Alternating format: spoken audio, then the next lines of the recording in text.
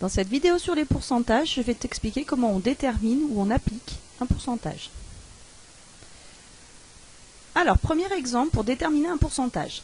On est dans une classe et dans cette classe, il y a 14 filles parmi 32 élèves. Et la question, c'est de savoir quel est le pourcentage de filles dans cette classe. Alors en fait, tout ça, c'est une question de pourcentage. Les questions de pourcentage, pardon, c'est des questions de proportionnalité. Ça veut donc dire qu'en fait, on fait comme on fait en proportionnalité. L'idéal étant de faire un petit tableau pour essayer de comprendre ce qui se passe. Ici, il va falloir comprendre comment ça fonctionne. On a 14 filles parmi 32 élèves. Ces 32 élèves, c'est notre classe entière, puisqu'on cherche le pourcentage de filles dans la classe. Dans la classe, il y a 32 élèves. Ça veut dire que ces 32 élèves, pour nous, ils représentent toute la classe, donc 100% de la classe. Et nous, ce qu'on veut savoir, c'est quel est le pourcentage ici correspondant à 14 personnes, à 14 filles. Donc, il faut chercher ce point d'interrogation là. Mais tu vois que c'est juste remplir un tableau de proportionnalité. Bien, pour ce faire, on va par exemple ici chercher le coefficient de proportionnalité. C'est ce qui me permet de passer de 32 à 100. Autrement dit, on le sait très bien, il va falloir faire 100 divisé par 32. 100 divisé par 32, ça fait 3,125. Ça veut dire que pour passer de la première ligne à la deuxième, on multiplie par 3,125. Bon, maintenant que je connais ce coefficient de proportionnalité, c'est fini, parce que, puisque je cherche le point d'interrogation, il suffit que je parte de 14, que je le multiplie par 3,125, et j'aurai donc le pourcentage de filles dans cette classe, autrement dit ici, 43,75% de filles dans cette classe. Donc voilà, c'est pas plus compliqué que ça. Il faut juste en fait faire un petit tableau de proportionnalité. Alors ensuite, si on veut appliquer un pourcentage, c'est-à-dire on connaît le pourcentage de quelque chose dans une certaine quantité et on veut savoir combien ça représente, soit de masse, soit de prix, soit de choses comme ça. Donc ici, on prend comme exemple qu'on a un yaourt qui pèse 150 grammes et ce yaourt, on nous dit qu'il contient 40% de matière grasse. Et la question, c'est de savoir donc quelle masse de matière grasse contient ce yaourt. Bien, on refait le même travail que tout à l'heure. On se refait un petit tableau de proportionnalité.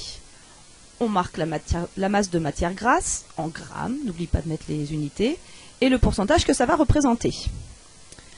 Alors, c'est comme l'exemple précédent, il faut savoir en fait qui est l'unité pour toi, qui est ce qui représente la totalité de ce que tu cherches. On voit bien que nous, on nous parle du yaourt entier. Et donc le yaourt entier représente le 100%. Et quelle est la masse de matière grasse dans un yaourt entier? C'est 150. Ça veut dire que ces 150 grammes représentent 100% de notre yaourt. Et là, cette fois-ci, l'autre information qu'on nous donne, c'est un pourcentage. Autrement dit, ce 40, je vais le mettre dans la case du bas. Et la question, c'est justement de savoir quelle est la masse de matière grasse à laquelle correspond ce 40%.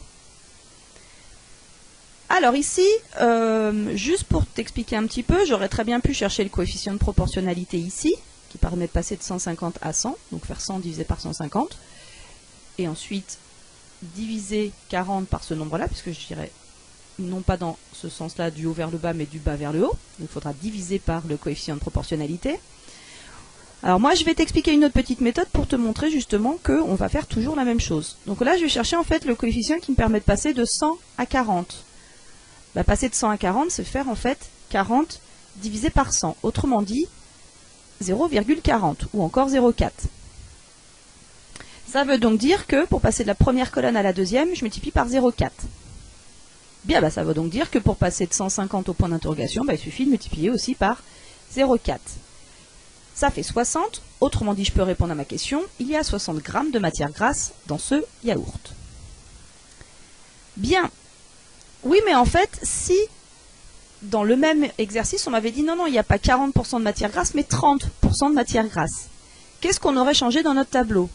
On aurait changé ce nombre-là, ce serait 30. Autrement dit, on aurait changé ce calcul-là, ce serait 30 sur 100.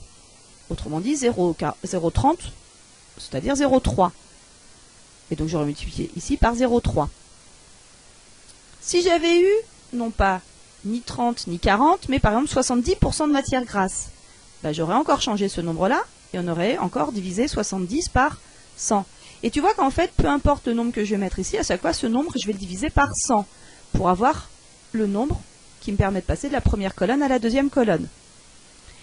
Et ça nous donne une règle de calcul qui me dit que bah, si je connais donc ce pourcentage-là, si je l'appelle A, ce pourcentage, ben en fait, prendre A% de cette quantité-là, c'est en fait multiplier cette quantité par A sur 100. Et ça, c'est une règle qui me permettra de calculer le pourcentage de n'importe quel pourcentage d'une quantité. Je t'explique ça donc sur un dernier exemple. Si on me dit, voilà, on sait qu'en interrogeant 1200 personnes, on compte que 37,5% d'entre elles déclarent ne pas prendre de petit déjeuner le matin.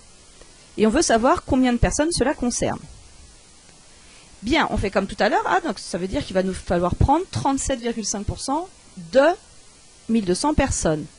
Et nous, on a dit que prendre un certain pourcentage d'une certaine quantité, ça revient à multiplier cette quantité par A sur 100. Autrement dit, ici, je vais multiplier par 37,5 sur 100. Divisé par 100, on le sait, hein, c'est glisser le nombre de 2 rangs vers la droite. Autrement dit, 37,5 divisé par 100, c'est 0,375.